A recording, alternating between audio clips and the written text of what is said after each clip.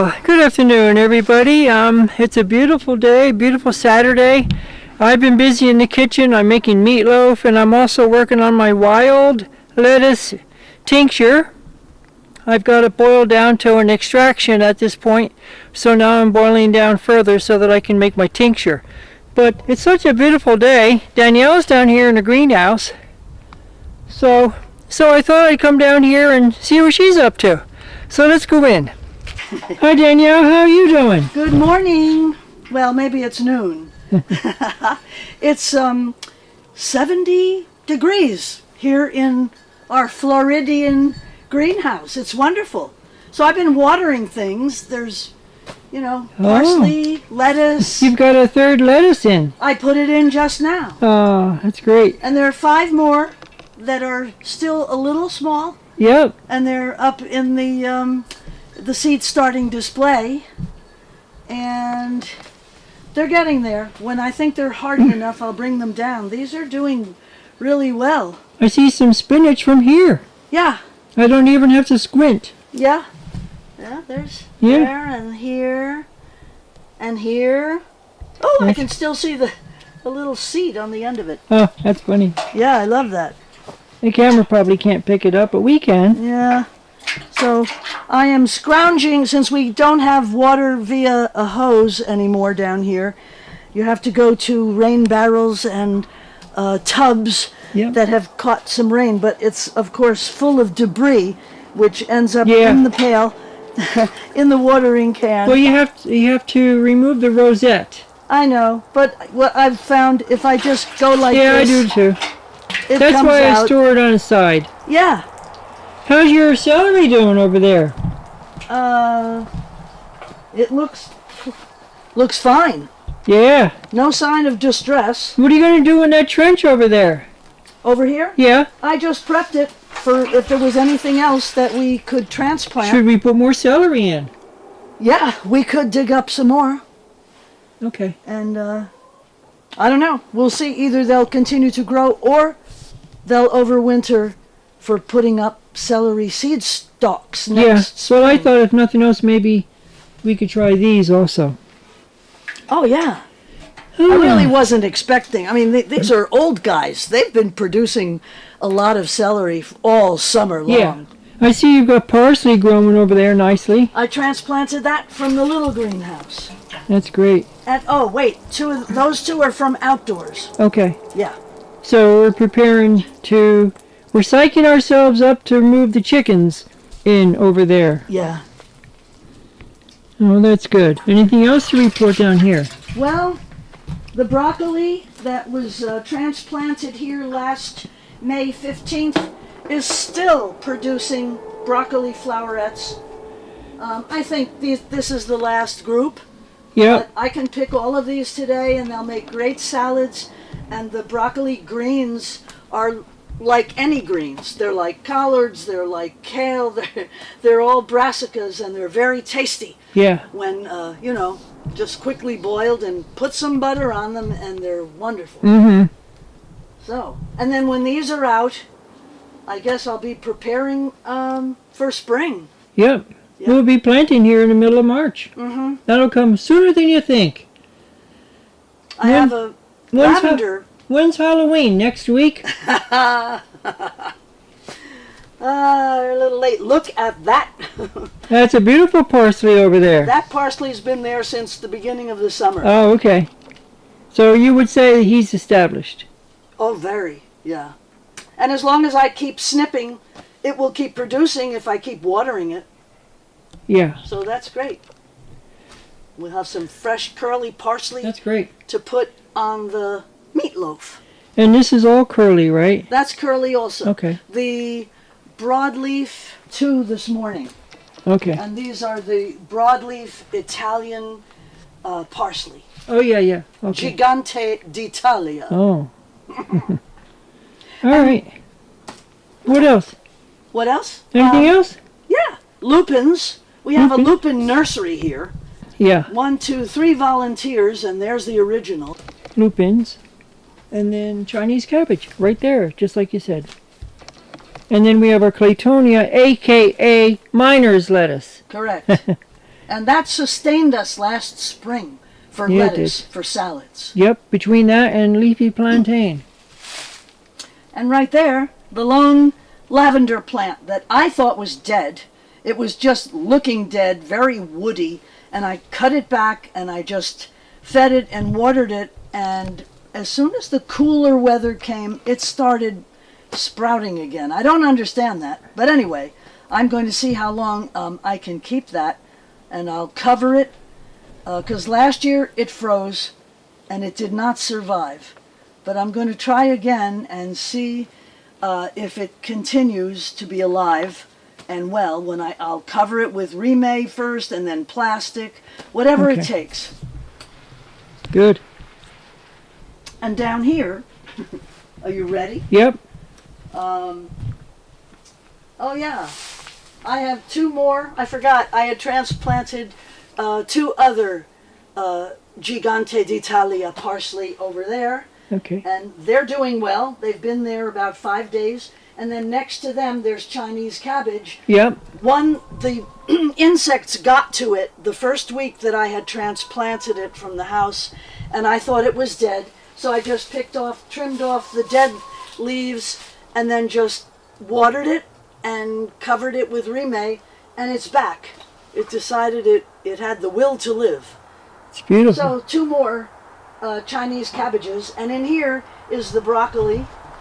I have to water this so I can take this off. Last August, I started seedlings for Waltham 29 fall broccoli, and then I brought them in here.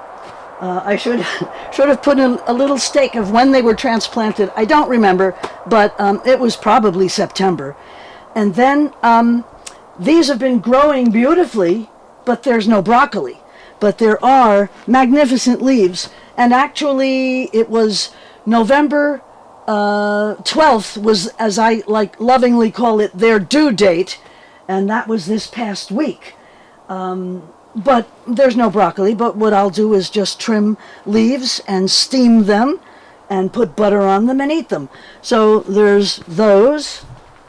1, 2, 3, 4, 5, 6, 7. One passed away. I did start with 8. And then down here is a different, you can see that there is a difference. Yeah. These are Skywalker cauliflower Cauliflower. for the fall. Okay. They all got planted and transplanted at the same time. And these, again, these leaves are unbelievably beautiful, but there's no cauliflower in there. I don't even see a little button. You know, when you start cauliflower, you yeah. kind of look inside. Leave them there as long as they're alive. Oh, yeah. Let them go. You can see a little button, but no. And I'm wondering, can I harvest some leaves? When did you start them? August? July. July. Yeah, okay. Yeah. I think it was July So it's 15th. been 4 months. Right in the middle of July is when I started Okay. the fall plants. All right. Yeah. So I'm going to water them now. Okay. There's the beautiful wheat all lined up in beautiful rows, about 16 rows of wheat. And it's doing really well. I can't wait for next year to show you how it grows and grows. It'll get to be about 5 or 6 feet tall because it's old school heirloom wheat from Estonia. Trying to get out of the sun. The sun is right on me, but that's okay. We'll take sun, right? I wanted to do a quick update. I feel as though I owe you all an update on the water situation. Not really a lot to report though. We called our primary plumber, but he's way too busy. He's busy way through December, so he gave us another name. We called the other name. He's sick. And then we looked in the local newspaper, the weekly little newspaper, found a plumber, called him, he came over, he said he thinks it's the pump or a wire going to the pump. So he left, he didn't do anything and didn't make any money either. But so then he said, call this other guy. So we called the other guy and he said he had an excuse anyway why he couldn't do it. But he said to call another guy. So we called the other guy. I know this is a crazy story.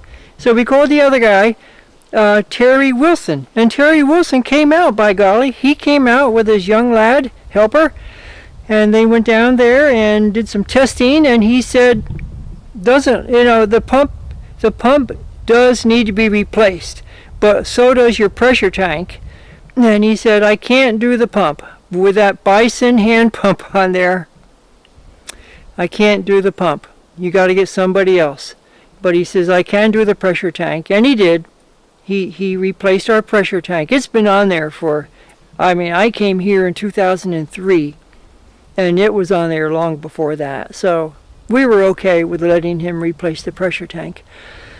So we had no other recourse except to call the big well drilling company, Carmel Well Drilling, and I got them on the phone and got the office lady, and she took our information, our number, our name, our location.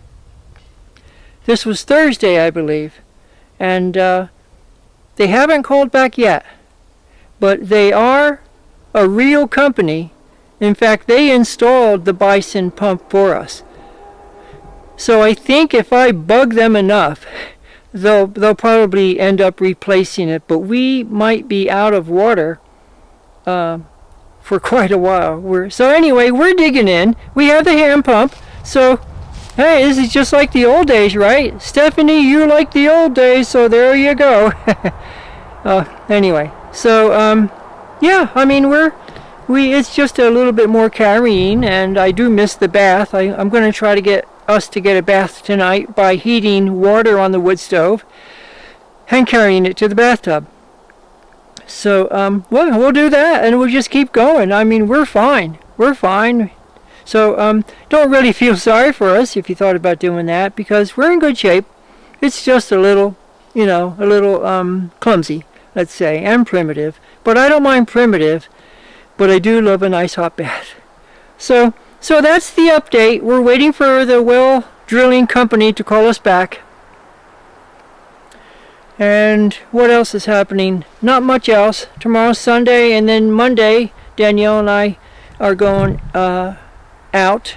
Danielle has a dental appointment, and I'd like to do a video where I dye using that huckleberry juice for a dye. It's not very dramatic. It's a nice dark blue in the jar, but by the time you make a dye bath out of it, and I've used that for a dye before, it's not very dramatic, but we'll probably go through the motions, and that should make a good video. In fact, I'm almost done spinning a batch of linen yarn, and I've got another hank that's been untreated. So what we do is, after we're done spinning, we wind it off, and we scour the linen yarn, and then I give it a little bit of bleach to whiten it a little bit, and then we can dye it. So that's all going to be very exciting. I'll probably do a video on all that, just for y'all. So that's about it from here. I'm working on the wild lettuce tincture.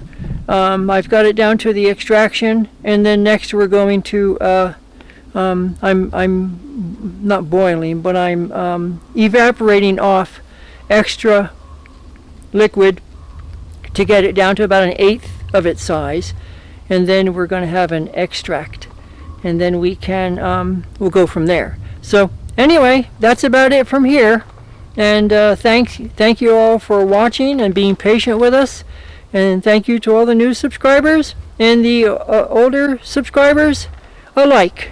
All right, so we'll catch you on the next one. Okay, bye.